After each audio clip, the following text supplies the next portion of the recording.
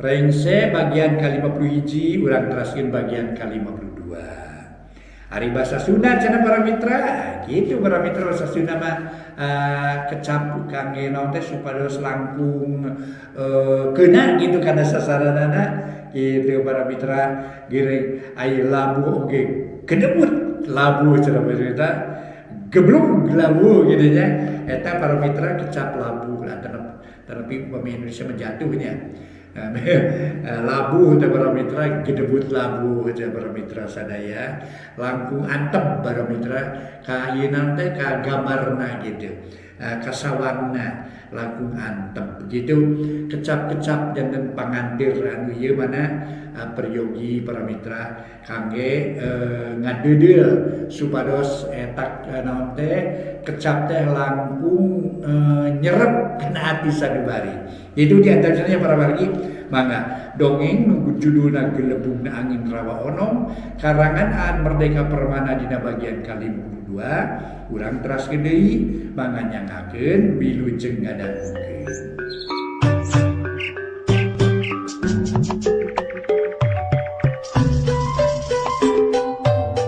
Para mitra pamirsa kumaha daramang sadayana, alhamdulillah Mang Jaya hibar pandung ati para wargi tiasa mancen tugas neraskeun hanca dongeng para wargi.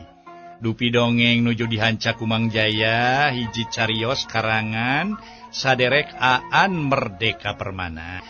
Judulna Gelebugna Angin Rawa Onom. Atuh para mitra teu karaos ayeuna teh nincak bagian ke-52 nya para mitra. Kumaha terasna dongengna Mang Lendra mangga urang hanca bae. Para wargi anu mulia nu sami-sami ngabandungan ieu dongeng. Aneh liwati aneh buhaya nu tadina disangka rek ngahakan dirina teh. Geuning teu kuat ieu.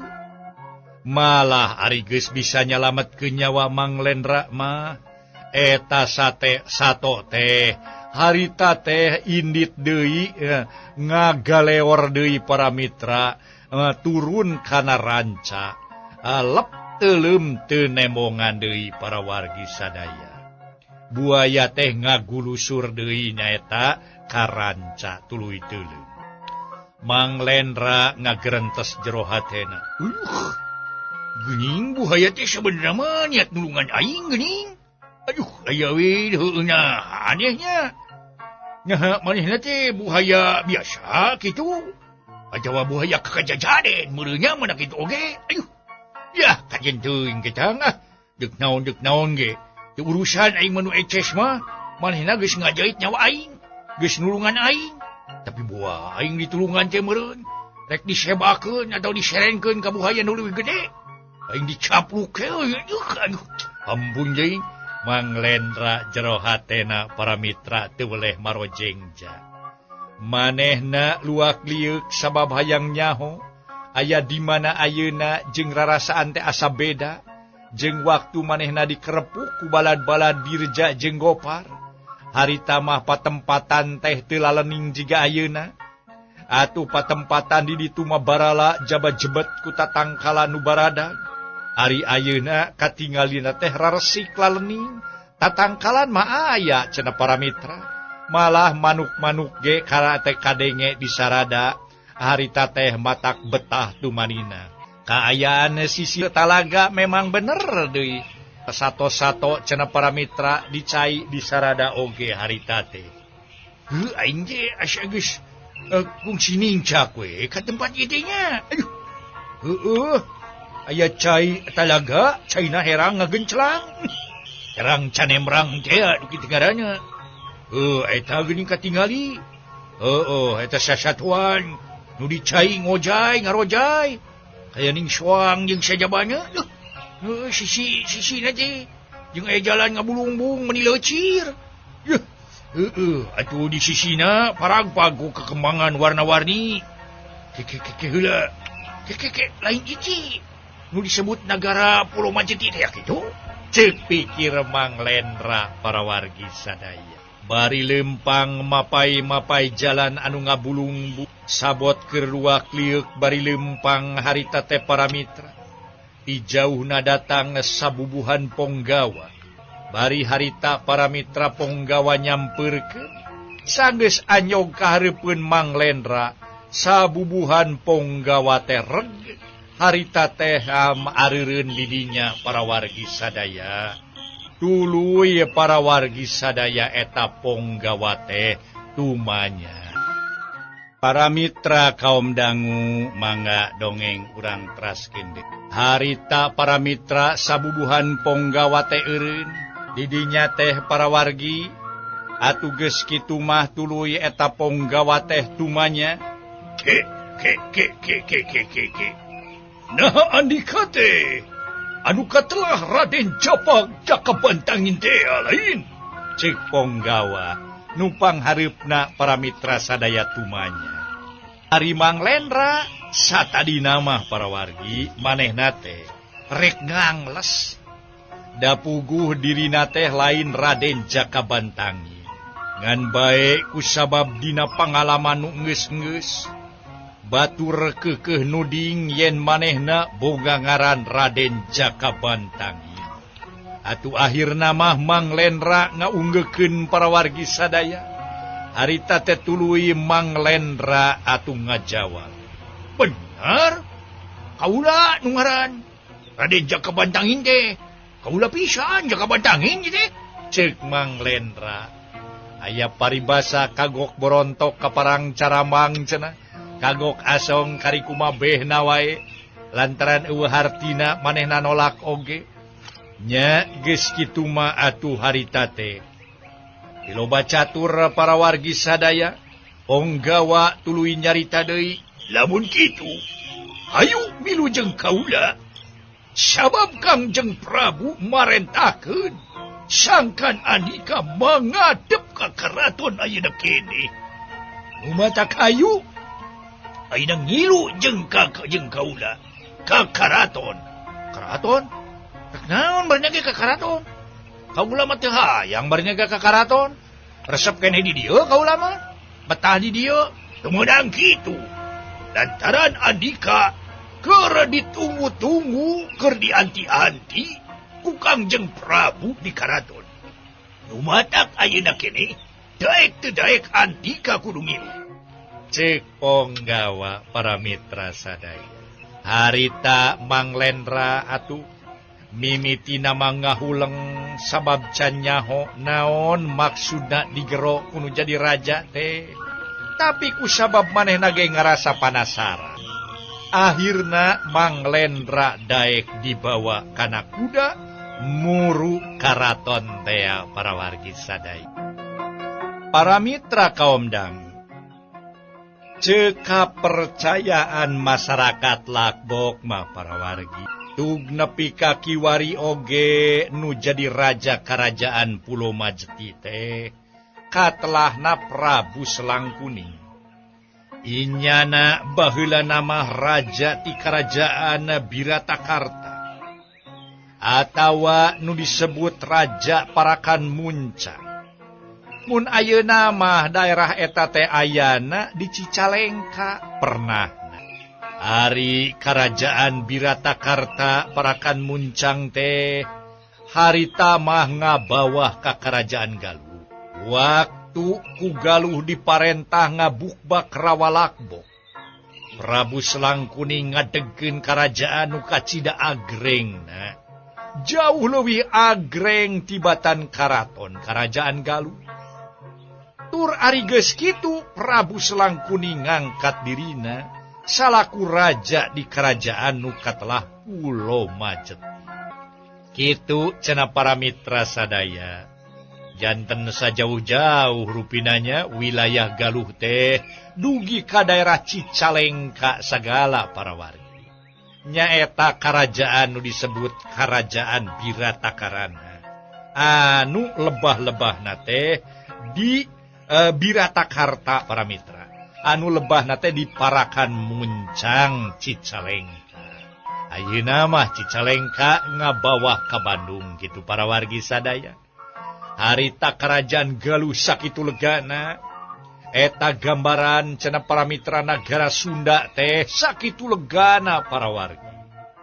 Nya teu kacaturkeun di jalana para wargi. Aya paribasa jauh teburung cunuk anggang teburung datang. Harita teh atuh Mang Lendra dibawa ku para ponggawa. Manehna teh para mitra sadaya estuning dihucuhkeun pisan. Lantaran atuh diulem ku raja teh para wargi sadaya. Diangkir ku raja teh ponggawa teh. Bener ngadama-dama pisan ka eta semah anu kasebutna Raden Jakabantangin teh. Barang geus anyog ka kerajaan lajeng eta ponggawa teh cedok nyembah para wargi ka raja. Ponggawa harita minangka pimpinanana cumarita. Kangjeng Prabu, isim kaula si jalaporan Wirehna Jakabantangin parantos tiasa kaulem linggih kaula Cek ponggawa bari cedok nyembah hormat naker ka Prabu Selang Kuning teh. Ari Sang Prabu Selang Kuning anu keuretan beungeutna nemongkeun umur kira-kira umur 50 tahunan teh seuri bunga waktu nguping Raden Jakabantangin geus bisa dihadir. Para wargi anu mulia, mangga dongeng urang teraskeun deui para wargi sadaya. Di hiji kerajaan tapi tetep para wargi di kerajaan teh memang ari sora manuk mah tetep kadenge di mana-mana. Nanakeun cenah para mitra kahirupan alam harita teh masih keneh asli, masih keneh murni. Sasatoan harirup cenah para wargi atuh helam harirup dina kayan tumanina manehna bertah pisan caricing di eta patempatan. Sok sanajan kasebutna karajaan. Barang ponggawa harita teh para wargi sadaya. Atuh rengset cumarita terus cedok nyembah. Bari nyebutkeun Raden Jakabantangin cenah tos tiasa ka cenah kaulem. Kangjeng Raja ngadawuh para wargi sadaya. Sok sina mangadep ka dieu. Saur Kangjeng Prabu sorana para mitra ngandung wibawa. Mang Lendra dibawa mengadep ka hareupeun tempat sinewa ka raja. Bari susulumputan manehna rutret mireungeuh eusi karaton. Nyaeta kalayan telik manehna ningali ka aya patempatan. Karaton kacida agrengna tihang-tihang dijieun tina emas. Ditaretes para mitra ku inten permata anu pating borelak cahayaan. Amparan Alktip Kanel oge mungguh empuk jeung seungit. Padahal masih ngeteu di Alketipan oge lante papan jati geus sakitu ngagencelangna kabireungeuh di sababaraha bagian lante teh nu teu di karpet teh para wargi. Bage Raja Jakabantangin. Sok-sok ka dieu diuk hareupeun gaul. Saur Kangjeng Prabu bari netep seukeut ka Mang Lendra. Atuh gek Mang Lendra cenah para mitra nu ngaku-ngaku Raden Jakabantangin teh diuk. Diuk sila hareupeun korsi Gading Gilang Kancana nu keur dicalikan ku Sang Prabu Selang Kuning. Anu mawi aya pikeun sanaon geus kalira dugi ka ngagero jisim kaula teh ka karaton teh Gusti Prabu. Cek Mang Lendra. Ujug-ujug nyarita kitu seolah-olah nempatkeun dirina bener-bener Raden Jakabantangin para mitra sadaya. Anu memang bisa-bisa satata cenah jeung raja. Kitu diantarana para wargi. Lantaran atuh cenah anu disebutna boga tugas khusus mah jeung deui manehanana teh cenah ti Nagri Galuh satata cenah para mitra dina undak usuk. Kamari kaula geus ngadenge Andika ngadatangan Pulo Majeti, tapi teu eueuheun meuni mumul nyimpang ka kaula Jakabantangin. Sok geus padahal kaula teh keur butuh ku Andika. Da kitu kaula teh ngarasa nya kitu teh awe hanjakal Andika teu nepungan ka kaula. Coba lamun waktu harita datang ka Pulau Majeti nepungan kaula teh ngarasa bunga amarwata suta, bunga ka giri-giri lantaran santena nuker di anti datang. Tapi sok sanajan kitu geus ayeuna mah kabunga kula teh kaubaran. Kahanya kaula harita kaubaran ku kabunga ayeuna. Andika ayeuna geus aya di hareupeun kaula. Aura ngarasa bunga, lir ibarat kaula bungahna luar biasa bungahna, lir kagunturan madu kaurugan menyan putih kaula teh ku kadatangan Andika ka dieu. Eja kabantang saur Kangjeng Prabu Paramitra. Mang Lendra nginget-nginget deui. Memang kamari-kamari manehna ngalanto ka Pulau Majeti. Tapi da tujuan ge ukurek neangan Ki Ajali wungkul nuker dihukum di eta patempatan. Harita mah teu aya tujuan cenah hayang nepungan Kangjeng Prabu sagala. Ngan sok sanajan kitu tetep Mang Lendra ngajaga diri. Malah Mang Lendra harita ngajawab, "Aduh, kumaos we, Sun. Jisim kaula teh teu sempet ngadeheus ka tuang salira kaula nu. Kumargi jisim kaula teh nuju aya kaprayogian penting Gusti. Kitu nu moyoge. Nada dihapunten we kaula. Aduh, milih kalepatan jisim kaula harita teu tiasa mampir heula kitu moyoge. Tah, hapunten sakali deui. Hapunten nu kasuhun.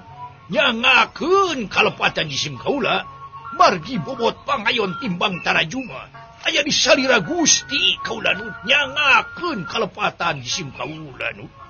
Cek Mang Lendra bisa pisan para mitra dina ngajawabna. Ayeuna Mang Lendra nyarita geus teu asok geus teu kagok deui. Jeung geus teu asa-asa deui para mitra sadaya manehna teh nyarita hareupeun Kangjeng Raja.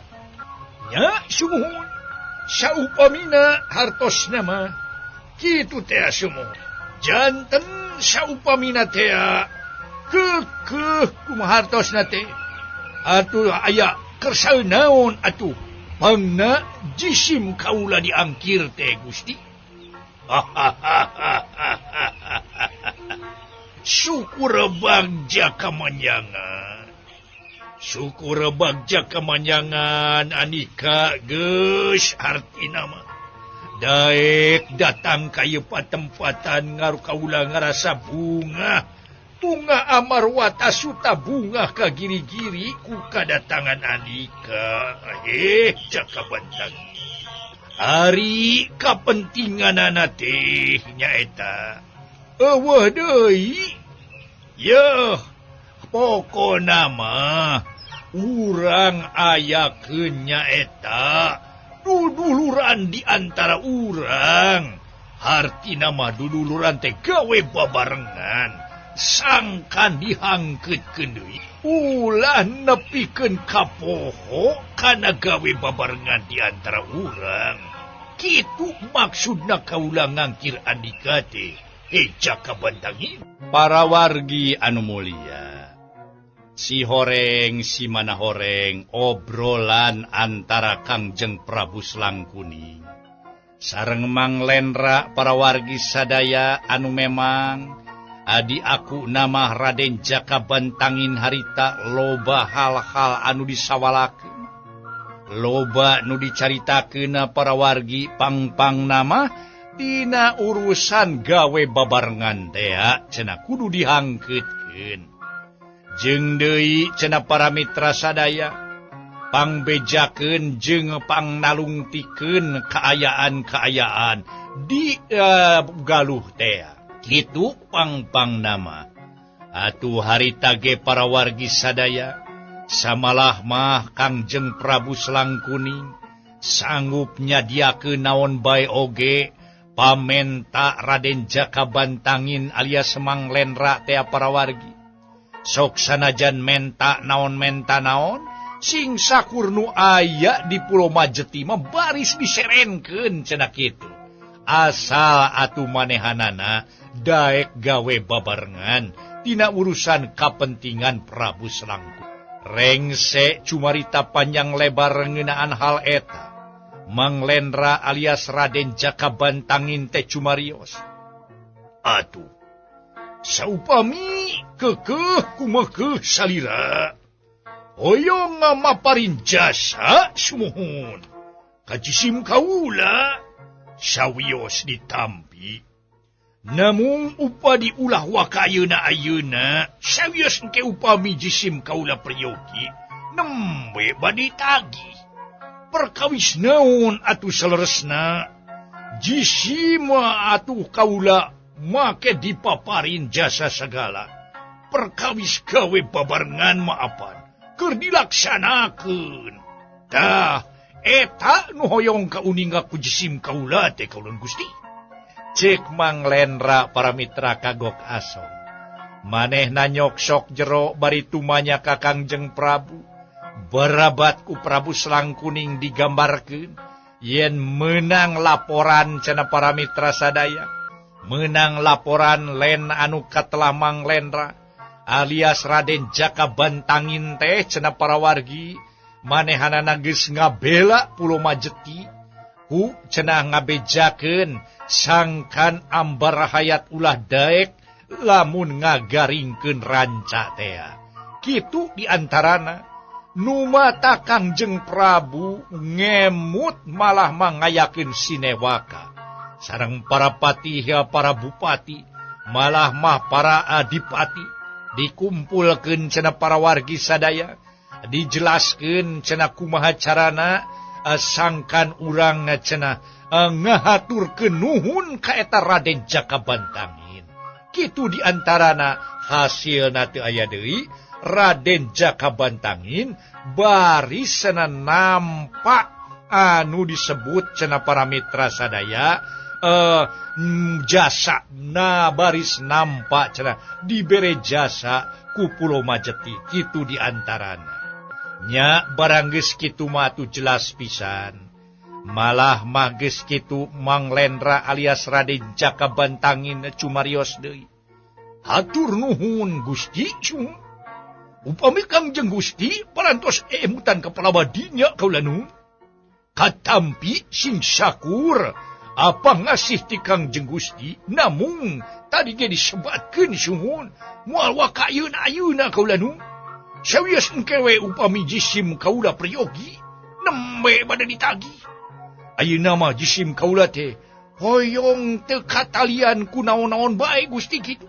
Tak kitu pang-pangna mah tema Mang Lendra alias Raden Jakabantangin manehna malibir pikeun nolak kana pangasih raja. Ya ari kitu onaman mah teu naon-naon, tapi kahareupna andika ulah kagok bisi deuk barang penta tanwan deku kaula bakal dilaksanakeun. Tadi ge disebutkeun rek menta naon bae sing sakur nu aya di Pulo Majeti ku kaula baris diserenkeun ka andika. Anda tumarima rakyat kaula nyaeta ka andika nu geus gawe babarengan. Dina ngoning artina teh nyegah nyaeta ambar hayat pikeun nyaatkeun ranca teh. Kitu pang-pangna kaula ngangkir andika teh, Raden Jakabantangin.